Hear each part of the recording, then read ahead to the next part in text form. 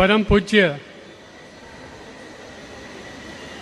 अपनी भाषा पर जिनका अद्भुत प्रभुत्व है, ऐसे वाणी के जादूगर सामने वाले के अंदर के बीज को अपने शब्दों के द्वारा उसको अंकुरित करने की कला जिनमें है, ऐसे अपने नाम को सार्थक करते हुए प्रभु महावीर की दुनिया में रमन करने वाले परम पूज्य रमणीक जी महाराज साहब के पावन चरणों में शतश वंदन। इसी तरह महासाध्वी पूज्य हिमानी जी महासती जी महाराज साहब के पावन चरणों में शतश वंदन। कहते हैं इस कर्म भूमि में फल पाने के लिए श्रम सबको करना पड़ता है।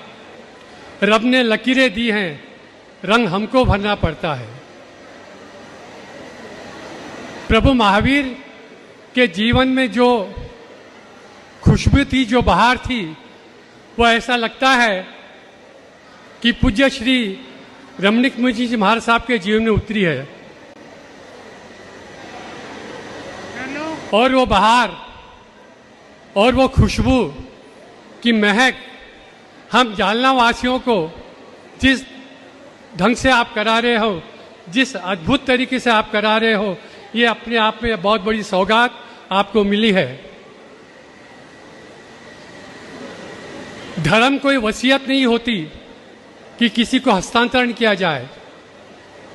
धर्म कोई दान नहीं होता जो किसी को दान दिया जाए। धर्म वो होता है जो स्वयं को जानना और स्वयं को सीखना और स्वयं को समझना।